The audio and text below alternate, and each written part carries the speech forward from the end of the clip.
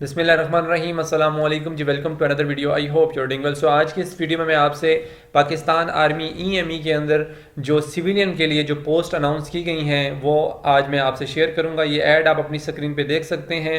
असामियाँ खाली हैं technical and non technical staff के लिए। सबसे पहले इसको हम थोड़ा सा रीड कर लेते हैं कि एक सरकारी इदारे को मदरजा झैल असामियों पर मुस्तकिल बुनियादों पर तैनाती के लिए पाकिस्तानी शहरियत रखने वाले दरखास्तें मतलूब हैं। ठीक है, मुकर्ररा मयार पर पूरा उतरने वाले उम्मीदवार सिर्फ मौजूदा फार्म पर अपने क्वाइफ दर्ज करें और हमरा 2 अदद जवाबी लिफाफे बनाम admin officer 505 electronic base workshop EME Rawalpindi को इश्तिहार के साथ के 15 दिन के अंदर अंदर अरसाल करें।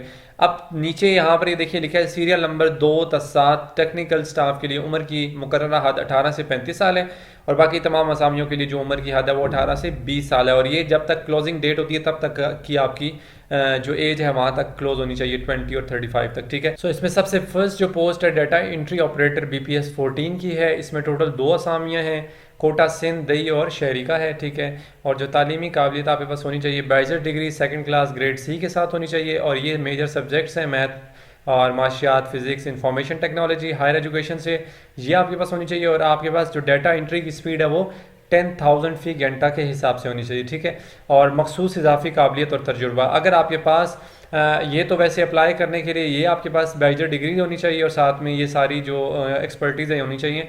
अगर आपके पास इससे ज़्यादा कुछ है यानी कि एमएससी अगर आपने किया हुआ है, एमएस आईटी किया हुआ है, बीएस कंप्यूटर साइंस किया हुआ है या एमएससी इकनॉमिक्स किया हुआ है, एमबीए, एमकॉम, एमएस ऑफिस और सॉफ्टवेयर प्रोग्रामिंग की महारत रखते हैं तो आपको फिर तरजीह दी जाएगी। ठीक है, इजाफी तालीमी काबिलियत पर आपको तरजीह दी जाएगी। फिर उसके बाद सेकंड है workshop supervisor lower grade electronics technician BPS 11। इसमें एक ही सीट है और वो भी मेरिट के ऊपर है यानी पूरे पाकिस्तान में आप कहीं से भी अप्लाई कर सकते हैं। तालीमी काबिलियत इसमें आपके पास मैट्रिक्स होना चाहिए साइंस के साथ और 3 साल डिप्लोमा डीएई इलेक्ट्रॉनिक्स होना चाहिए। ठीक है, और वेयर हाउस स्टोर की आज़ादाना तौर पर निगरानी करने की अहलियत हो आपके पास और एमएस एक्सेल, एमएस वर्ड इस्तेमाल करने की महारत आप रखते हो। ठीक है, ये एक्सपर्टीज़ हैं। और उसके बाद अगर इलेक्ट्रॉनिक्स के शोबे में ज़्यादा तजर्बा और अमली महारत होनी चाहिए, अगर ये होगी तो आपको तरजीह दी जाएगी। फिर उसके बाद थर्ड है workshop supervisor lower grade electronics technician BPS 11। इसमें भी एक ही सीट है, मेरिट के ऊपर है वो भी, और मैट्रिक साइंस के साथ होना चाहिए और 3 साल डिप्लोमा डीएई इलेक्ट्रॉनिक्स का होना चाहिए और वेयर हाउस स्टोर की ज़्यादा तौर पर निगरानी करने की आप एहलियत रखते हो। एमएस एक्सेल और एमएस वर्ड पे भी आपको काम करना आना चाहिए और आगे ये तजुर्बा है अगर होगा तो आपको मज़ीद तरजीह दी जाएगी। ठीक है, फिर 4 है आपके पास workshop supervisor lower grade radar technician. इसका 11 स्केल है, 2 सीटें हैं, दोनों मेरिट के ऊपर हैं। मैट्रिक साइंस के साथ 3 साल डिप्लोमा के साथ डीएई इलेक्ट्रॉनिक्स होना चाहिए। वेयर हाउस स्टोर की ज़्यादा तौर पर निगरानी आपको करनी आनी चाहिए और एमएस एक्सेल और एमएस वर्ड का इस्तेमाल भी ज़रूरी है, आपको ये आना चाहिए। फिर उसके बाद रिडार के शोबे में ज़्यादा तजर्बा और अमली महारत होनी चाहिए, तब आपको तरजीह दी जाएगी। फिफ्थ है एचएसएम इलेक्ट्रॉनिक्स टेक्नीशियन बीपीएस, इसका 10 है और एक ही पोस्ट है और वही मेरिट पर है। ठीक है, और इसमें आपको स्केचेस और ड्राइंग महारत इसमें आपको होनी चाहिए। ठीक है, इलेक्ट्रॉनिक्स ट्रेड के तमाम शोबे में महारत आपकी होनी चाहिए और मुतल्लिका शोबे में निचले दर्जे के काम की निगरानी भी आपको आनी चाहिए और मामूली नुक्स को जांचने और मुकम्मल मरम्मत करने की अहलियत होनी चाहिए और 3 साल डिप्लोमा अगर होगा तो तरजीह दी जाएगी आपको। फिर 6 इसमें है जी HS1 इलेक्ट्रॉनिक्स टेक्नीशियन।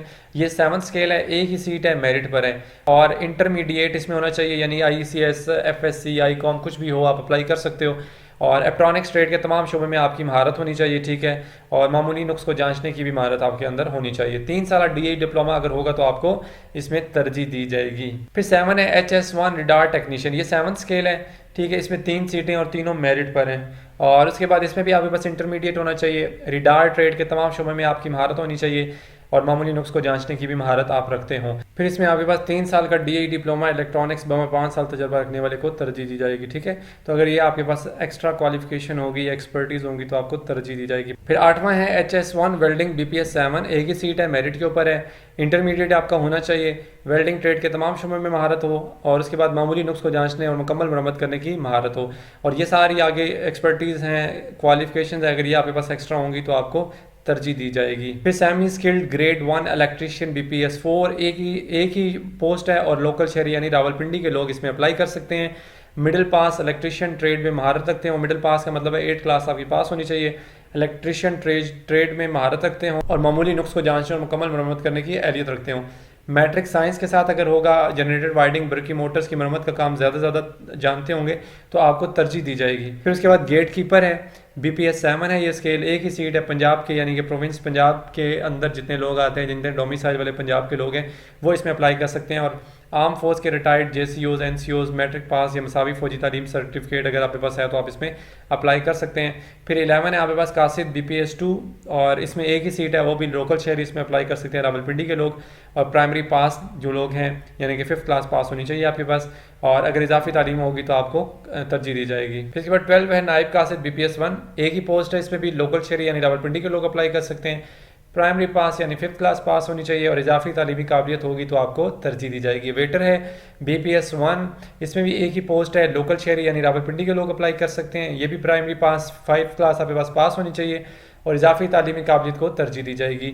और कुक है BPS 1 है, इसमें भी एक ही पोस्ट है, रावलपिंडी के लोगों को तरजीह दी जाएगी। प्राइमरी पास लोग 5th क्लास पास होनी चाहिए, मस्ट 3 स्टार या ऊपर के ऑर्डर क्लब में या मेस में काम करने कि 5 साल कुक का तजर्बा रखता हो, ठीक है। तो अगर ये आपके पास तजर्बा होगा तो आपको तरजीह दी जाएगी। फिर है सेंट्री वर्कर BPS 1, एक ही पोस्ट है, लोकल शहरी इसमें अप्लाई कर सकते हैं यानी रावलपिंडी के लोग, और प्राइमरी पास इसमें भी होनी चाहिए, और सफाई के काम में 5 साल तजर्बा अगर रखते होंगे तो आपको तरजीह दी जाएगी। फिर ये नीचे टर्म्स एंड कंडीशंस हैं, ठीक है, ये इंस्ट्रक्शंस वगैरह ये आपने लाजमी पढ़ लेनी है। मैं कुछ कुछ बता देता हूँ। ये मुतल्लिका ट्रेड के लिए टेस्ट लिया जाएगा, सिर्फ शॉर्ट लिस्टेड मौजूद उम्मीदवारों को टेस्ट इंटरव्यू के लिए जरिए SMS और फ़ोन कॉल की जाएगी। दरख्वास्त गुजार का लिफाफे के दाएं किनारे पर आपने इस्लामी का नाम लाजमी लिखना है, ठीक है।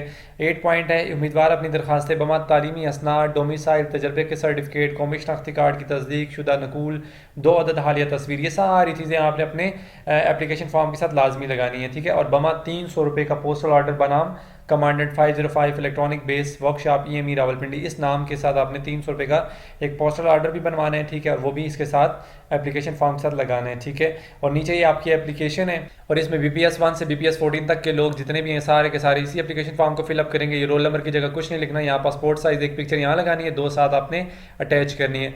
एप्लीकेशन फॉर द पोस्ट जिसके लिए आप अप्लाई कर रहे हैं, जिस पोस्ट के लिए, वो यहाँ नाम लिखना है, नेम ऑफ एप्लीकेंट अपना नाम यहाँ लिखना है, यहाँ फादर नेम लिखना है, यहाँ रिलीजन लिखना है, यहाँ पर आपने अपना CNIC नंबर लिख, फिर उसके बाद यहाँ पे आपने अपना मोबाइल नंबर जो एक्टिव मोबाइल नंबर है वो लिखना है, और यहाँ पोस्टल ऑर्डर लिखना है, ठीक है। फिर एजुकेशन में आपने अपनी डिग्री सर्टिफिकेट्स जो आपके पास हैं वो लिख देने हैं, यहाँ पासिंग ईयर, फिर उसके बाद बोर्ड यूनिवर्सिटी का नाम यहाँ लिखना है, यहाँ डिवीजन 1 2 3 जितनी भी आपके पास है, फर्स्ट सेकंड थर्ड, और ग्रेड में आपने ABCD जो भी ग्रेड है आपका, CGPA जो आपका है वो यहाँ पर आपने मेंशन कर देना है, ठीक हो गया।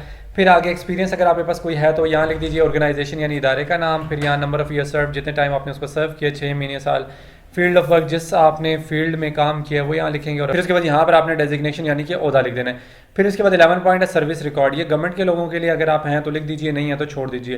12 है आपके पास certified that the above information is correct to the best of my knowledge and nothing is concealed, यानी कि आपने जितनी भी इन्फॉर्मेशन यहाँ पुटअप किया वो सब की सब आपके नॉलेज के मुताबिक बिल्कुल ठीक है, कोई गलत नहीं है।